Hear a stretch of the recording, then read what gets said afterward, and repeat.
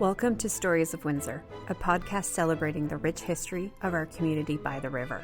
For this inaugural episode, we'll be taking a trip down memory lane and discussing the historical significance of Boblo Island, both as a place of escape and refuge, and the keeper of many cherished childhood memories.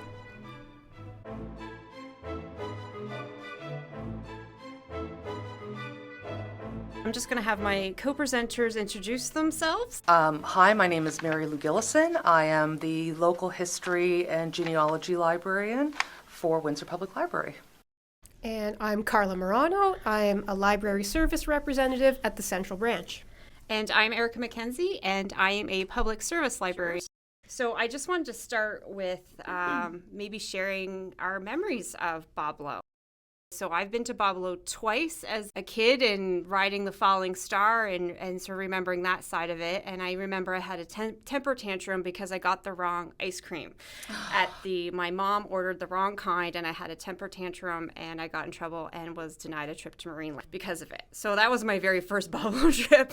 And then subsequently I went with friends as I got older. And then when it had transferred to a private island when the first residential community was developed, I was working for the City of Windsor Parks and Rec department at the time, and we were asked to do a haunted house in the dance hall for the residents out there.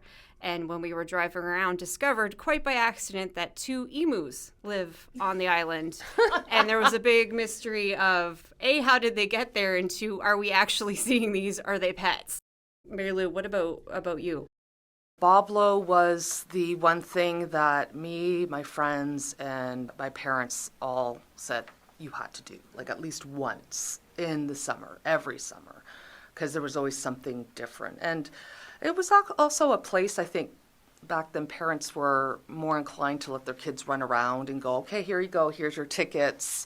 You go on here, you watch out for your sister, listen to the people working, and you did. We also went as a school trip when it would first open up. To think that how they transported, 60 kids onto a ferry and not all of them completely, jumping overboard, I now reflect upon that and go, wow, 40, you're good. Yeah. Teachers are amazing. Their patience is amazing. But no, I definitely love that. And I also love the fact that you could get cotton candy ice cream there. Nice. Didn't they have the elephant popcorn, the pink popcorn? That just reminded me of that. That was always a big, it's always food, right?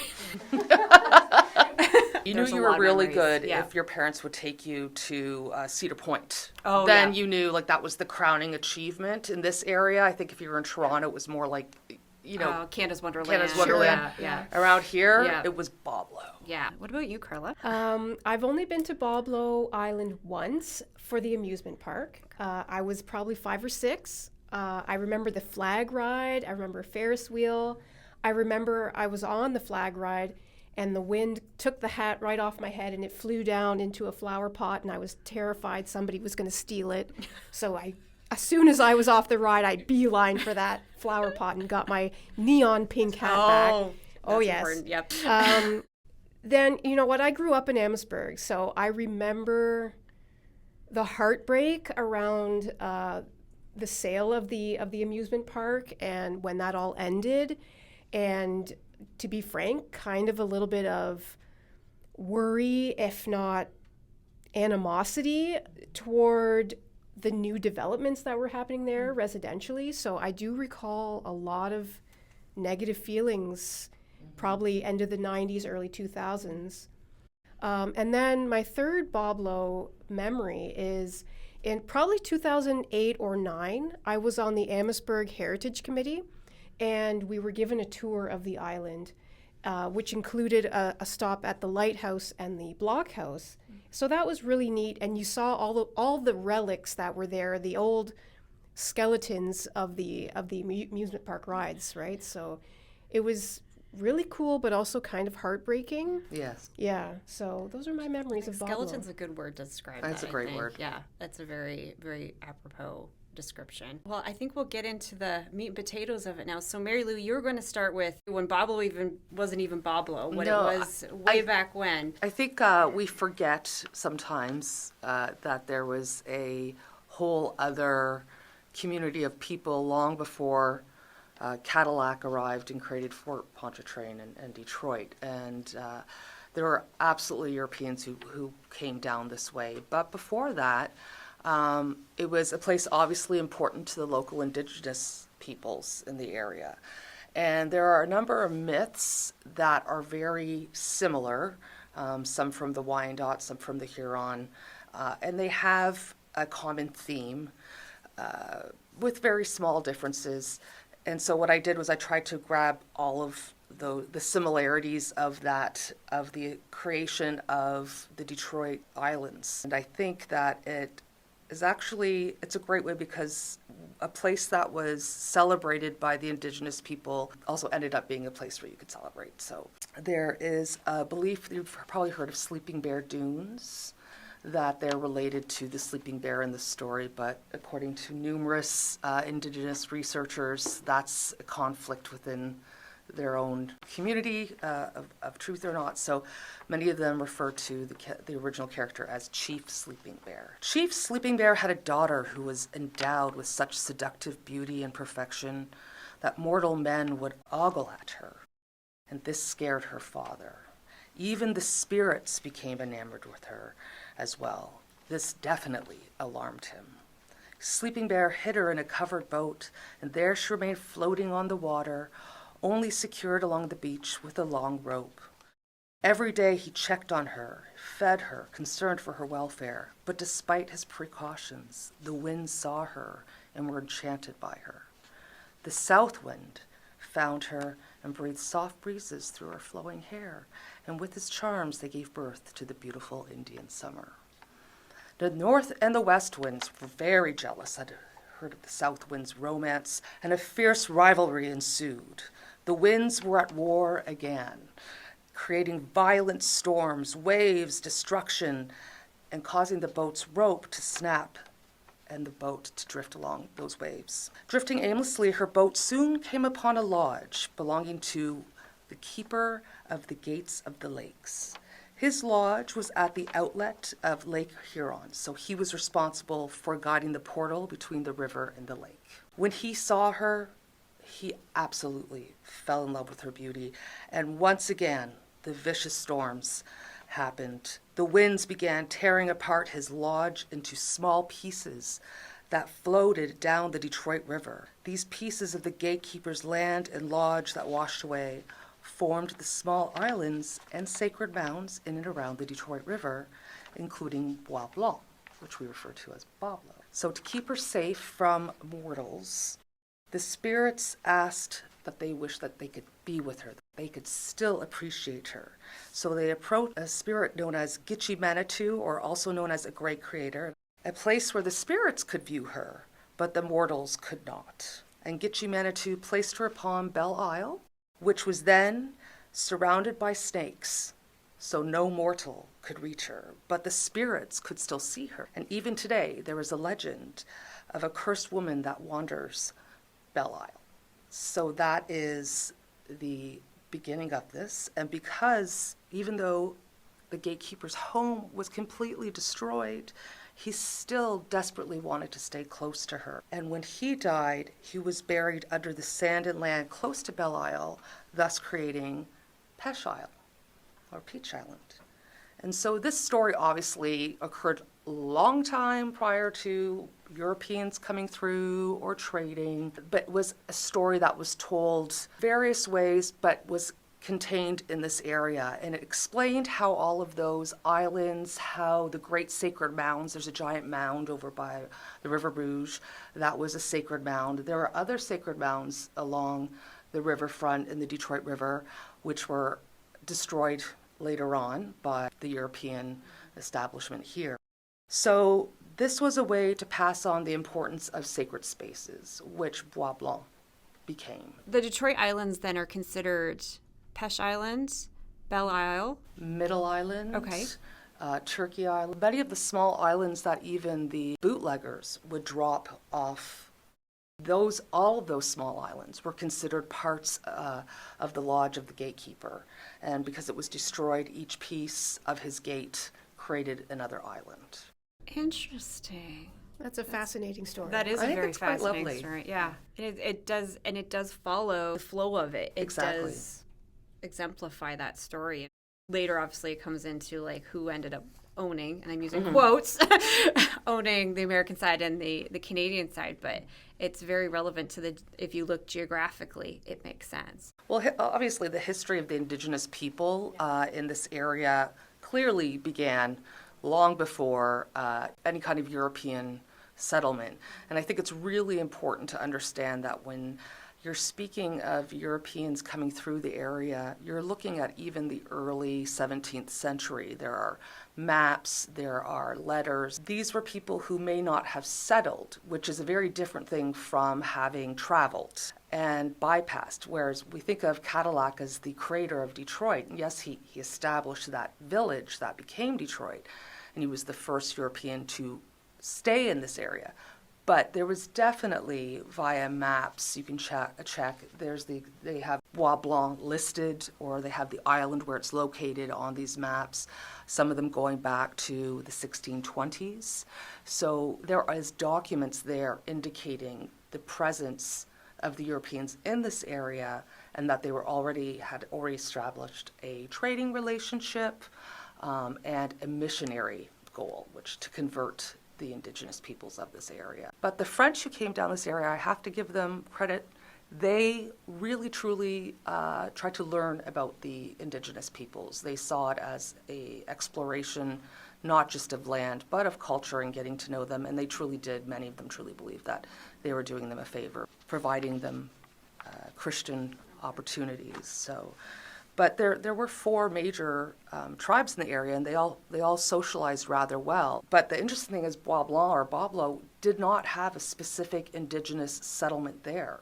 It didn't belong. There's no archaeological evidence indicating that only this particular tribe, such as the Wyandot or the Huron, existed there. It was used by multiple tribes because it was a beautiful place. It had marshes that had berries that attracted waterfowl. There were hunting grounds. You could go sugar tapping there. They have found remnants of beads in that would have been used in parties or ceremonies. They have letters of priests seeing these things take place.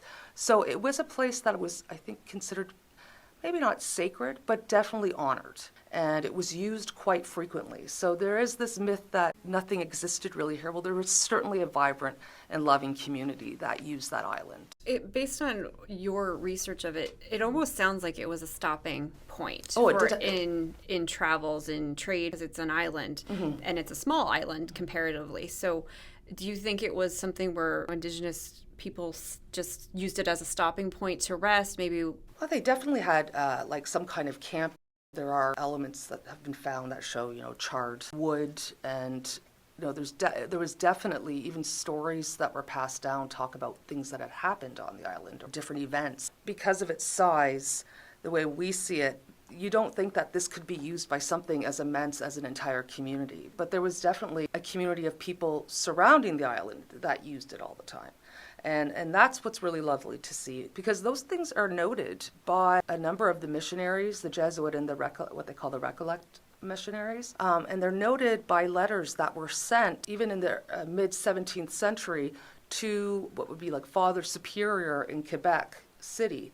And so there is a documentation of this area. It's about 70 volumes long, and it's called The Jesuit Relations. And they're the letters, the maps, the drawings, everything that was sent to be, established as being important. Because you have to remember, this was not just a religious goal, this was an economic goal. So you had to prove, is it worth sending 30 more people down there?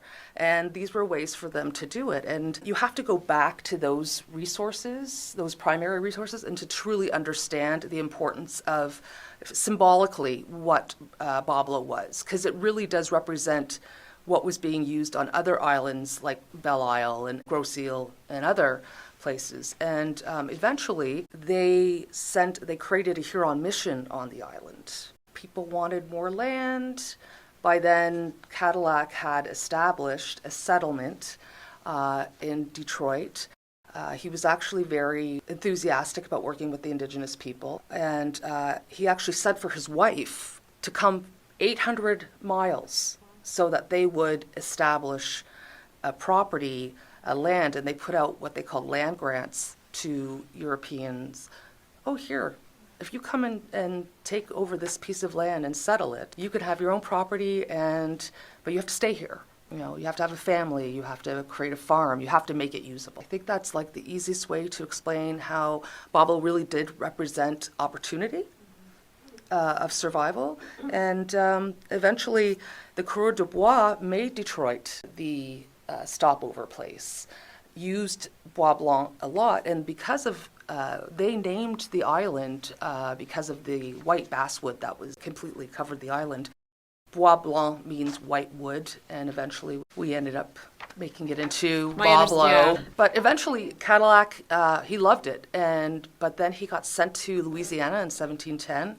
And really, if you read his letters, he's absolutely devastated that he has to leave. And he was trying to convince the indigenous peoples in the area that maybe what they could do is, instead of staying there, they could all go to Montreal and become part of the mission there. Like, let's move you all over here. And they're like, no way, we don't want to give up our land.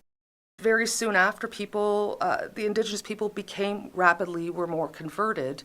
And by 1738, someone that's very well known as Father Richardy suggested to the French governor that there were still so many indigenous peoples living in the area, perhaps we could provide them a better space and move them all onto Gros Isle. He said, no, they can't have that much property. Eventually, Richardy settled most of the people who were in that area onto Boblo, and that's where you see the outline of the Huron mission.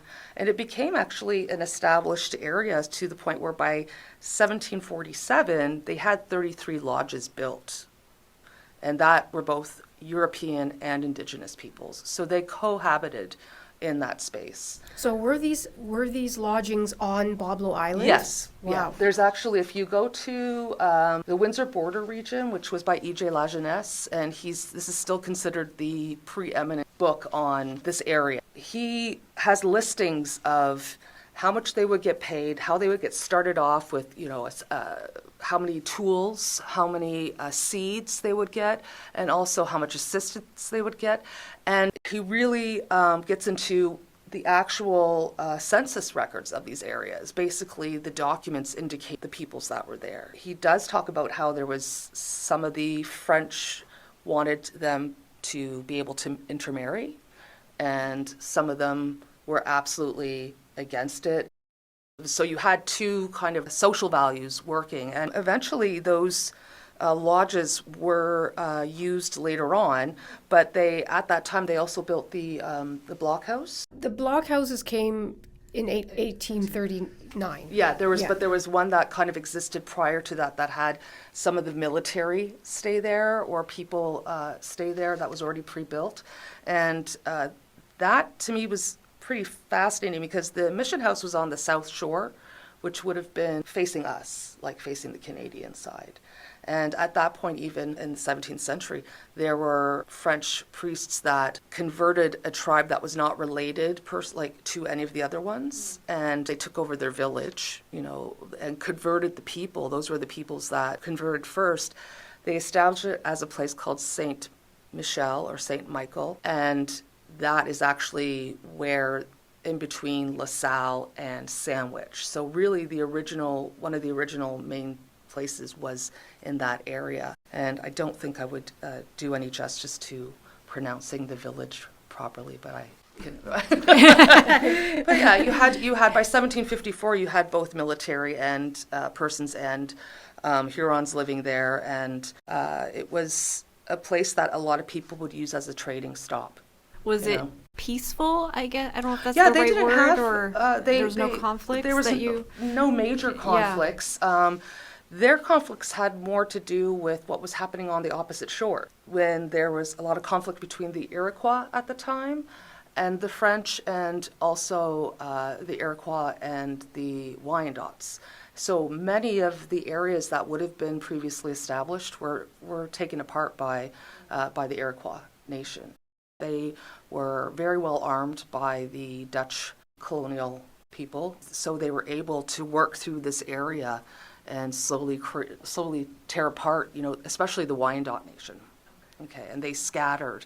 Eventually, they came back to the Detroit area. If you look at even in 1763 with Pontiac's rebellion, one of the chiefs of the Ojibwa people, he participated in the capture of Michilimackinac from Great Britain. If you look at Michilimackinac, that was probably like one of the most important central trading areas. So if you went through that area and ended up in Detroit, that was very standard for the French-Canadian traders, for the indigenous people who were traveling. It was a regular highway. He even commanded tribes in the American Revolutionary War and brought back some of that knowledge. So it's very interesting how the military did end up. There were military members living on there. Now I can't tell you if it was specifically for a military purpose or if they just had family there. By the time Boblo served as a post at Fort Malden, especially in the War of 1812, it actually served as a fishing station, a place for a hospital, because it ended up as a go-between the shores. But they also sent it as an isolation space for people who may have tuberculosis. So it was used for many different things, but it was already considered quite a comfortable space. But a lot of the military people that fought in the American, like the loyalists that came and fought to support Britain, many of them who lived in this area chose to live on that island and have property on that island because of all of the natural benefits to it. Carla is going to take us into The 19th century. Sorry. Yes, a little 19th century action here. And Mary Lou sets us up perfectly for this idea. Boblo has such a rich history, I think, because of its strategic location. Absolutely. A strategy here is the key, especially when we're talking 19th century, because this is the tumultuous period where we're seeing war, we're seeing rebellion, we're seeing escaped slaves coming over. So this is a very tumultuous period, and Boblo's strategic location, very close to mainland Amherstburg, is a key factor here. Mm-hmm. So as a kid growing up in Amherstburg, we are, Fort Malden is there, a key military post during the War of 1812. So we really get that history ingrained in us. And Boblo, of course, is a very active site during the War of 1812. In fact, the first skirmish of the war likely happened off the coast of Boblo. A ship called the Cuyahoga was carrying U.S. troops and their families, because back then soldiers traveled and lived with their families at their encampment. Mm-hmm. So the Cuyahoga is traveling with U.S. troops and families and their supplies when it's taken over by Indigenous and British soldiers who were camped on Boblo. The Americans didn't even know the war had begun yet. So this is what we think is the first skirmish. So it is believed that Chief Tecumseh, also a major name we all know in this area, and his troops used the island as a gathering place during the war. They got involved in the war after Colonel Matthew Elliott, who was the superintendent of Indians for the Western District at that time. He met with Tecumseh's troops and asked if they would be willing to meet with General Brock. They agreed, and a short while later, Brock headed over to Boblo to ask Tecumseh for an alliance. Brock and the British Army needed the help of Indigenous soldiers to protect the area against American invaders. Tecumseh agreed to help, and they moved their encampment to the mainland at Fort Malden at this time. But the action would continue on the island throughout the war. Given its location between the U.S. and what was then British territory, British North America, Boblo was used by both sides as a strategic place of attack. So, the Treaty of Ghent ends the War of 1812. Some people say the War of 1812 was a pointless war, and, we in Canada like to say that we won the war. The Treaty of Ghent puts everything back to the way it was prior to the start of the War of 1812. So there is some confusion at the end of the war as to which country owns the island. So they had to get the Boundary Commission in there to help broker an agreement. And the agreement basically ended with Boblo staying in the hands of the British, while the Americans received Drummond Island, which is just north of the Michigan Upper Peninsula, in Lake Huron, not too far from Manitoulin Island. Okay. So that property went to the Americans, and we got to keep Boblo at that time. That's interesting because there was a treaty about the Ojibwa chief. His name was Chief Matakuis. Because his people were part of the Michigan area, and he took part in Pontiac's rebellion in 1763. He also participated in the capture of Fort Michilimackinac from the Kingdom of Great Britain. But in 1780, he was commanding troops, American Revolutionary War, as an ally of Great Britain.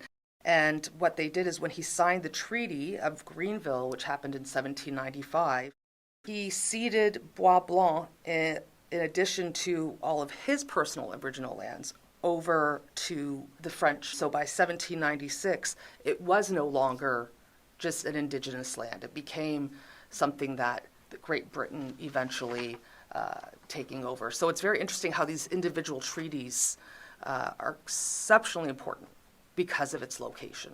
Another major event that happened on the island and near the island is the Upper Canada Rebellion.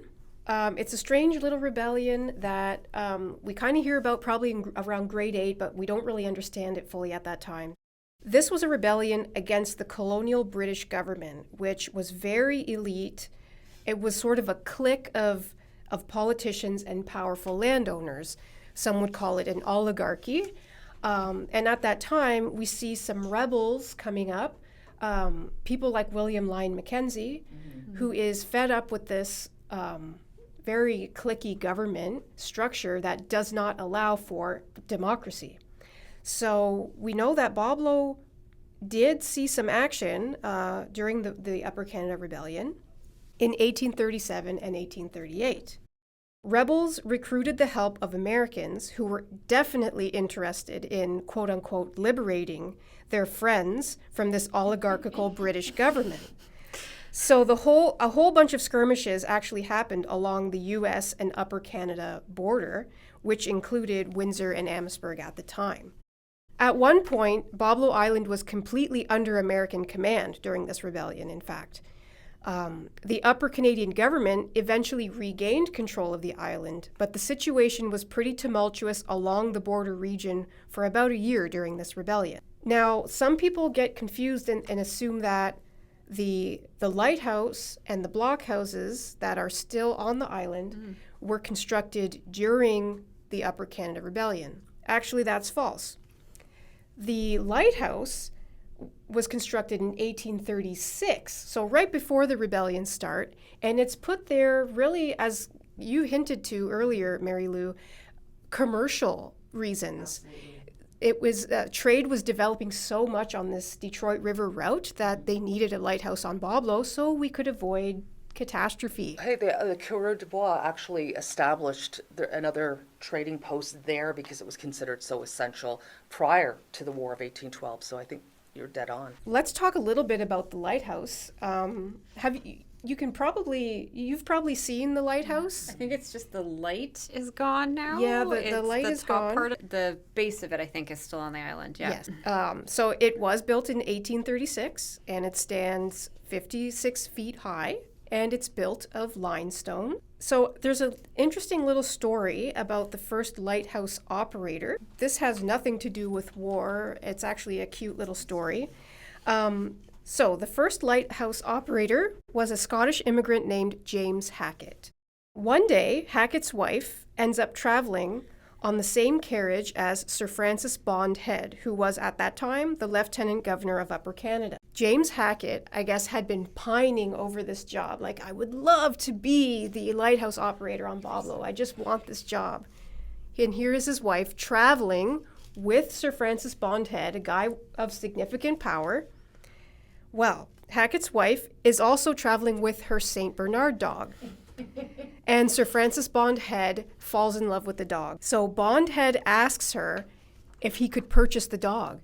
And she says, "You can't purchase the dog, but if you give my husband the job of lighthouse operator, you can have the dog." And that's how James got the job. So that's the lighthouse, which still stands on the south end of the island, along with the blockhouse. There's only one blockhouse left on the island. However, there initially were 3. And they were built in 1839 as a reaction to this Upper Canada Rebellion. The Upper Canadian government quickly realizes how vulnerable this place is to attack. They should have realized this many years ago, as we've already discussed. If you can swim there, you're probably... Yes. I don't think I'd want to go swimming in the Detroit River. No, that's fair. I just, Pre-pollution, the waves, the undertow in that place. Oh, my goodness. That's Yeah, true. that's true. It's just, it's close. Yeah. Yes. So initially there were 3 blockhouses. One was at the north end of the island, one was in the middle, and one was at the south end. The one on the south end is the one that still exists. Maybe listeners out there don't really understand what a blockhouse looks like. Think about 2 cubes, a small one and a larger one, with the larger one stacked on top of the smaller one. So it's a 2-story structure with the upper floor jutting out from the base. And this is where militia could shoot down potential attackers through holes that were cut out in the walls and the floors. And the holes were large enough to fit a cannon right through. Wow. The walls were made of very thick oak logs, which protected against musket fire. And these blockhouses were part of the military strategies taking place at Fort Malden. Fort Malden is still there on the mainland in Amherstburg, controlling the area. But after Fort Malden ceased as a military outpost, the blockhouses were abandoned in 1858. And this is a really strange story, but this is what happened to the 2 blockhouses that are no longer there. The one at the north end of the island was burned in a bonfire on July 1st, 1867, as part of Confederation Day ceremonies. Yeah, so that is, it's burned down, gone. And the blockhouse that was in the middle of the island became part of Colonel Rankin's estate in the late 19th century. And we'll talk about Colonel Rankin later as a private landowner on the island. The south blockhouse is still there. It was restored between 2010 and 2014 and is now part of a National Historic Site along with the nearby lighthouse. Somebody who built one of the most important buildings on the island, which is the dance hall. It's in the center. It's absolutely stunning. Albert Kahn designed that, and he actually was known to have said, I mean, I don't have the quote in front of me, but that he had seen the blockhouse and he wanted the colors of the wood there inspired him to find those wood colors. So I think that's a that's nice a neat story. Yeah. When I saw it back in 2008 or 9, it was in very poor condition. So this was before the restoration began. I'm very glad that it was restored, but it's, in my mind, it kind of blows my mind that these historic structures existed on this island that later became an amusement park, and nobody knew. Nobody really saw them. Like it wasn't part of the action. So Yeah, it's fascinating. It's fascinating. all right, so we will move on this discussion of Boblo as this strategic place, very close to the Amherstburg mainland, and this was very important for travelers along the Underground Railroad. So the Underground Railroad was a series of safe places from the U.S. into Canada. Slavery had been abolished in Canada in 1833, and so enslaved people living in the United States began forming this network, which we now call the Underground Railroad, traveling to their freedom in Canada, with Amherstburg and Windsor being right along the border. These places served as a major landing place. We think that Boblo likely served as a hiding place and a stop along the Underground Railroad in the mid-1800s. Keep in mind, records on this, they're non-existent. It's, maybe stories that have passed on throughout the ages, but with the Underground Railroad being a secret endeavor, of course, there aren't written documents to record this, but I think that's an important point, too, is there's a reason there's things that are secret and that weren't written down. There's a reason why you have oral history. Exactly. Yes. Exactly. Oral history is an important part of history. It shouldn't be discredited simply because it isn't written. Yeah. But we do think that enslaved people escaping from the U.S. would stop at Boblo along their journey to freedom in Canada. The Detroit River is very narrow between the U.S. and and Amherstburg, with Boblo sitting right in the middle. I don't know the exact measurement, but I would hazard a guess that between Boblo and Amherstburg is about 500 meters. It's swimmable, although we don't, the current is pretty bad, but you could certainly make a makeshift raft and get your way across the river, I think. So Boblo served as a perfect resting or hiding place for freedom seekers crossing the border into British North American territory. We don't know, again, there's no records to show it, but so we don't know for sure how many enslaved people would have stopped on the island along the way. But one historian named Fred Landon suggests that about 30 former slaves landed on the shores of Amherstburg every day during its peak. Yes. So that's quite a bit. I have to imagine that some of them stepped foot on the island at some point. I would think so. Or I'd like to believe so. Yeah. As Mary Lou pointed out earlier, private ownership existed on the island. People were living there. And this continued well into the late 19th century. So we have this in our mind that Boblo was an amusement park, but it has this rich history long before it, and there's a long history of private ownership on the island. And it begins with Arthur Rankin, who purchased the island for $40 in 1859, when the government no longer needed Boblo as a military outpost. Rankin then sold the property to his son, Arthur McKee Rankin, in 1869. McKee Rankin and his wife, Kitty Blanchard, were both notable American stage actors. They loved to entertain their rich friends on the island.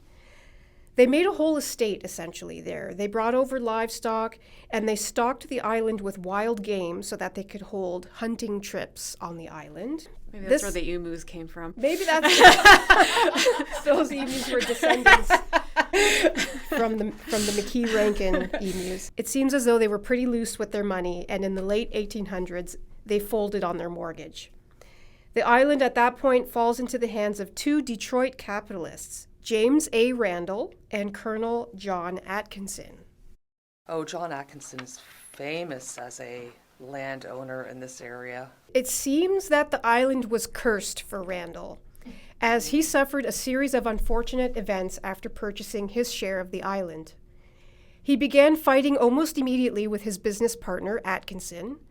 Randall had begun building a house on the property line dividing their land. Atkinson asked that he tear it down. It's too close to my property line. Randall refused. And one morning, Randall shows up and sees the frame of his house in rubble. Who knows what happened? Dun, dun, dun. Yeah. Was it Atkinson? Was it a bolt of lightning? We shall never know. Another instance occurred when Randall's son Tom went missing one night while duck hunting on the island. Despite huge efforts to search for him, he could not be found anywhere. Randall even held seances with spiritualists and mediums on the island to get their help. But unfortunately, Tom's body finally turned up that spring after the ice and snow melted. After this, Randall lost his love for the island and sold all of his shares to Atkinson. In 1897, Atkinson leased 10 acres of Boblo to the Boblo Island Excursion Company, newly formed, also known as the Detroit, Belle Isle, and Windsor Ferry Company. And they eventually got the rest of Atkinson's holdings after his death. This was the birth of Boblo, the amusement park as we know it. So that takes up to the late 19th century. So that's where I come in. So I did go depth into the amusement park because there's just so much out there about the amusement park, and that's, I think, foremost in most people's memories is Boblo, the amusement park. It was officially an amusement park as of 1898 until its closure on September 30th, 1993. So we're talking close to 100 years there, which is, it seems like a blink in time, but when you look back at it now, it's such a huge chunk of time where that was a place of fun and excitement. But it has been met, as we have seen through our discussion, with different barriers and challenges, and a lot seems to be around property. So currently still on the island is the boat dock tunnel, which had its docking for the boat across to Amherstburg, which is it's a nothing ride, which they still use obviously for residents of the island. and the one to Gibraltar, which took the ferries to Detroit. Also there is still, even though it's falling apart sadly, is the 50,000 square foot dance hall, which at its heyday was the second largest in North America when it was built. That, I think, breaks my heart more than anything, because I've been in that dance hall and it's falling apart. Like I said, when we went over there 20 years ago, it was already crumbling. But it's huge. It's absolutely massive. It could be used for so many things. Oh, absolutely.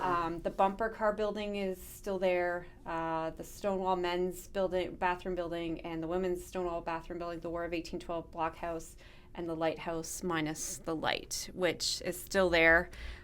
They tore down the Space Needle, I think, from Boblo, the theme park, in not that long ago. It was about a year or so ago when the Needle finally, and then they sold all the amusement park rides in 1994. Yeah, they did that when they sold the property to put in the... to put the developer. Yeah, so I knew somebody who worked on that project. it was weird because when they initially said it was going to be affordable, and again, I'm using quotes, affordable living, and now they're multi-million-dollar properties. I think the cheapest they said it was $400,000.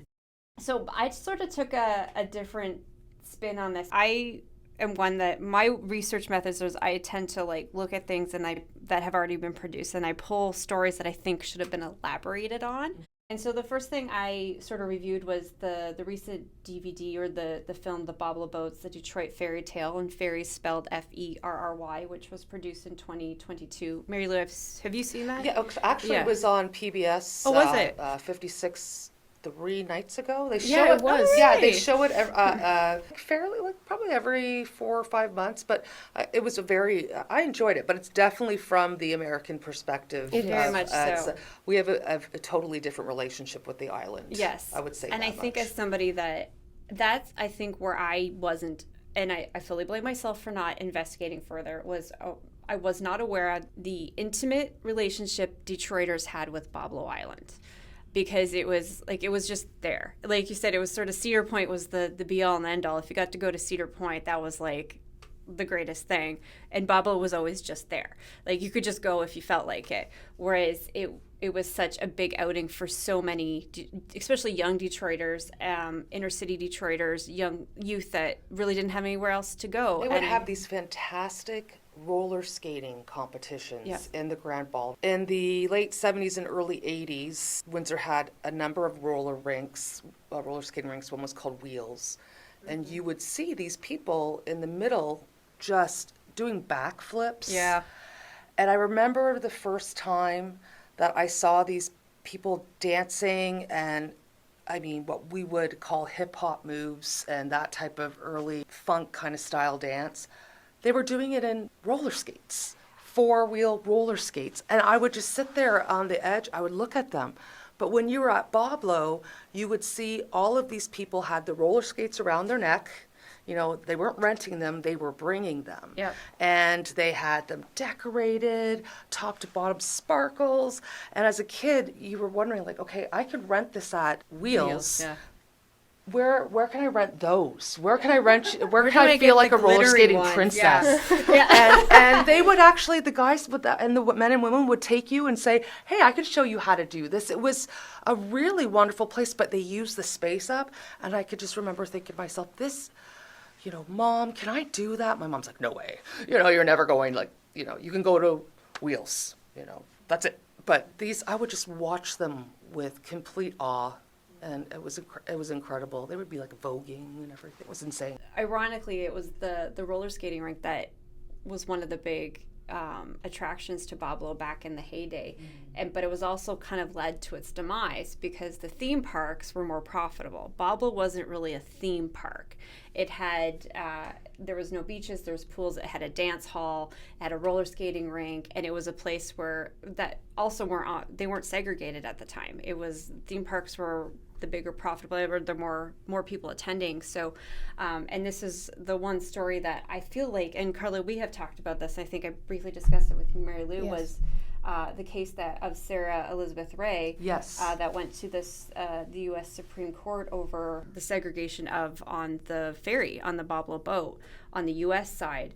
And what struck me about that in this the Detroit Fairy Tale film was that it seemed very glossed over to me. And that is a huge story because it predates Rosa Parks. Yes. And it went to the Supreme Court. Ahead, the NCAA's was involved. The argument was she got her money, but I think she was awarded $25 as a settlement after the decision of the U.S. And Supreme she went Court. with a bunch of white women. Yeah, They it were was all a celebrating. secretary Nobody. school. Yeah, it was it like, let's go party. Yeah, and then colleagues. she was asked to get off the boat because she was the only non-white woman in the group, and she took it to the U.S. Supreme Court, and they ruled in her favor. I mean, that is a huge story that happened less than 100 years ago.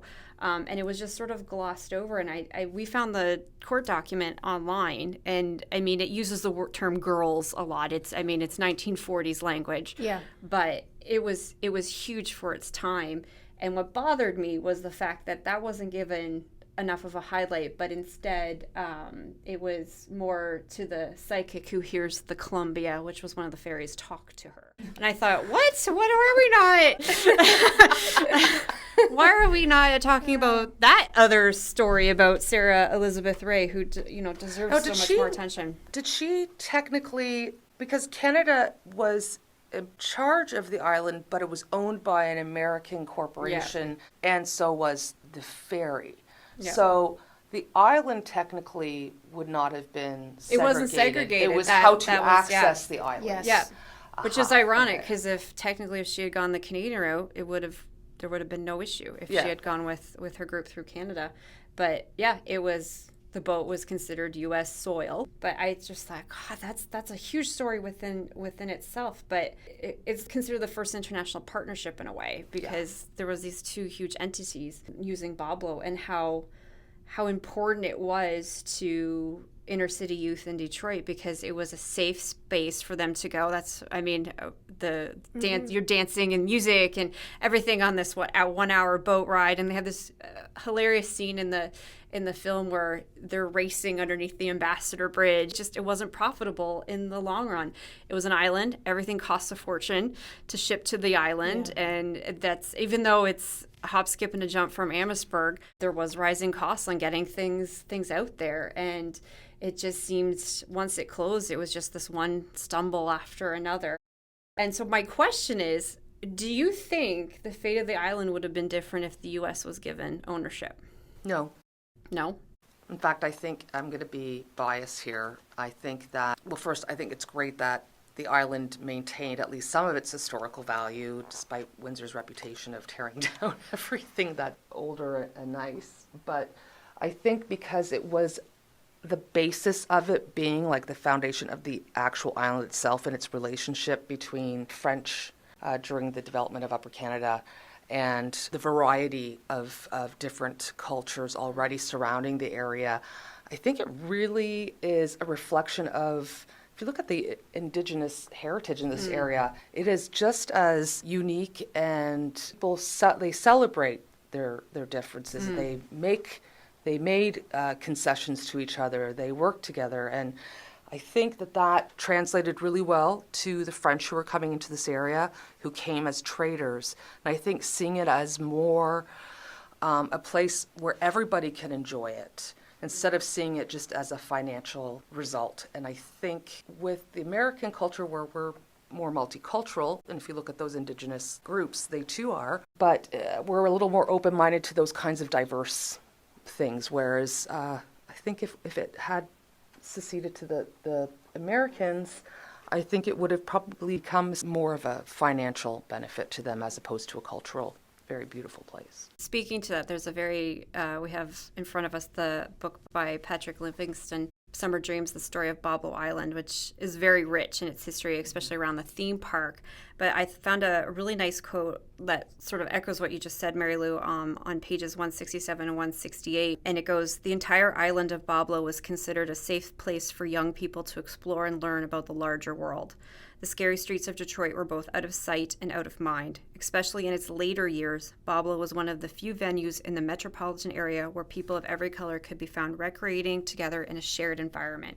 For all its flaws, Boblo was a model of diversity before the word became fashionable." Mm-hmm. And I think that does sort of speak to the community side of what Boblo is. And even now, people, I have piles of articles in front of me from the Windsor Star and the Detroit Free Press of, the annual reunions of the workers on Boblo. And I think there was a society in Amherstburg that just did a Boblo event not just a month ago. Was it the Marsh Yeah, Society? yes. Okay. And they did a big event. I think Patrick Livingston was actually there signing copies of his book. So it's such entrenched in people's childhood, not only just working, and then you hear story after story of people, meeting their future spouse or, past relationships from working on the boats or on the island. I'm like, could the island be cursed? The reason I use the word cursed is because whenever it seems that property and ownership and exchange of money, or however you want to look at it, becomes the forefront for that island, it seems to just keep falling into the bad hands, or things follow through. Like there's been so much talk on how it's going to be developed, and then that didn't follow through. And there's beautiful homes out there, and they're going to add more, but it's completely isolated to the public right now, unless you paddleboard across, because then if you can brave the current, you can technically get over there. But when it's a place of community, even with Indigenous folks using it, it seemed to thrive. Mm-hmm. So should it be turned over? I mean, we're not going to tear down homes, but would have been better to keep it as a nature reserve. But then, we look at the dock in Amherstburg, and no one wants to take any responsibility for it, and people are just heartbroken by it, because every time you drive by there, one more chunk of it is gone. So for both of you, if you want to take a turn, if you have an opinion on what should be done or what you wish you had seen. Carly, you live in Amherstburg, or you did. I did, yeah. I always felt Boblo, once it ceased being an amusement park, it should have remained parkland, but should have become a provincial park or a national park, a place where everyone can go, keep the sense of community that had existed there for so long, make it a place where you can enjoy campgrounds and trails and visit these skeletons. We'll go back to that word. Visit the skeletons of the former life that used to exist on the island. I think that would have been a great use of the island. However, I often think about 9/11 and how that may have affected the island. Boblo stopped the amusement park in the mid-90s. And at that time, you didn't need a passport to get onto the island. Mm-hmm. So after 9/11, what would have happened to Boblo Island? That's a very good point. It says right in here, one of these articles, that American investors were scared away after the September 11th attacks because of the financial outlook for the development, and not a single lot was sold between 9/11 and May 2004. Wow. So that's a legitimate point. No, because and it did happen. And even if it had become a provincial park or national park, again, you're going to be dealing with folks coming from Michigan, who will then need a passport to get onto the island? How could that be monitored? And then they have to have a border patrol there as well. Yes. The legislation changes, and that makes a big difference on how you can work with that property. It kind of saddens me in a way. Just the fact that you can't get over. I mean, for a while there was open because the restaurant was on the island, and you could get over there by the ferry through Amherstburg. And then that closed off. I think it's been over close to 15 years, where unless you lived there or were a guest of someone on the island, you couldn't get over there. And there's supposedly plans in the next, I think by 2024, they're going to reopen the restaurant, but it's going to be $10 a ticket to take that short boat ride across, which... from a place where it was always open to everybody, a big community, now it's literally like the invisible walls are up, and unless you can pay to get over there or pay to live there, you can't go. Well, it was so popular. It was even used at some point for draft dodgers trying to escape Vietnam War. And Canadians that were willing to help them, they would bring both a passport and their birth certificate. They would buy a second ticket so that the person had the return ticket, give their birth certificate to them so that they could go across, and the person who was helping them would go, because you have a photo, with their own photo and the other ticket, and then when you were arrived over, you got your property and your everything back. So, but it was an unusual thing, and eventually the government kind of caught on, but they don't know how many people dodged Vietnam by just going to an amusement park. I tried to find any news articles in the Windsor Star about this. I found nothing. And I was wondering, is this a matter of the secrecy of the whole matter? I think so, yeah. Yeah. And Because it was a person from Veterans Affairs Canada who said you might want to look into this because this is what we've been told. I think it goes to, and there was the point of this, putting this series of podcasts together, as well as the fact that like there's so many rich stories of Windsor that go beyond just what we hear in the paper and what we just sort of talk about. And I mean, Prohibition being the number one. Which it was also used for. Exactly. People would dump their booze on those islands or on Middle Island or on Hog Island. They would use it as a stopover when they were driving across the Detroit River on ice. It fascinates me to think what's still in that river. I mean, there's got to be. Anyway, that's a story for another day. Boblo Dock on the American side is being dismantled. I had to answer a question on who actually built it. Albert Kahn did build the dock over there. It was, he considered it his most industrial piece of work. Slowly, if you go day by day, especially along Russell Street, and you look across, you can see how each day it's just more and more is disappearing. But if you want to still see the big blue painted Boblo Island sign, it's still there. It is, okay. And if you want to actually learn about the early history of Boblo, the most accessible book is the book I mentioned earlier, which is The Windsor Border Region by E.J. Lajeunesse. There are many copies in this area.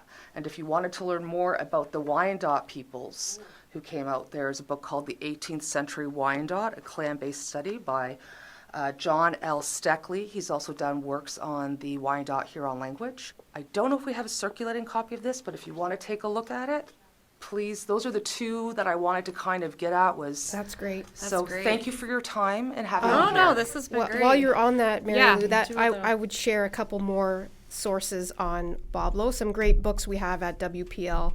One is called Boblo, An Island in Troubled Water by Anessa Carlisle. And another is called Boblo, A Tiny Canadian Island by J.A. Creed, in addition to Patrick Livingston's Summer Dreams. And it is a Canadian island. And I know the Summer Dreams book is available for circulation, so that some of the older books may just be reference only. But just contact the local history branch or your local branch, and we can get you all hooked up with some Boblo history and memories and all that. Anything good stuff. else that was mentioned, please feel free to call the local history department at 519-255-6770, extension 4437, or if you just write local history at windsorpubliclibrary.com, you can send us a private email or a personal email with any requests. Awesome. Thank you, Mary Lou. I'm going to spam your inbox, Mary Lou. It's coming. Question. Awesome. Thank you, ladies. It's been a pleasure. Thank you. Thank you for having me. Stay tuned for our next episode, where we will take you into the buried stories of our local cemeteries. Thank you for listening. This has been a Windsor Public Library production.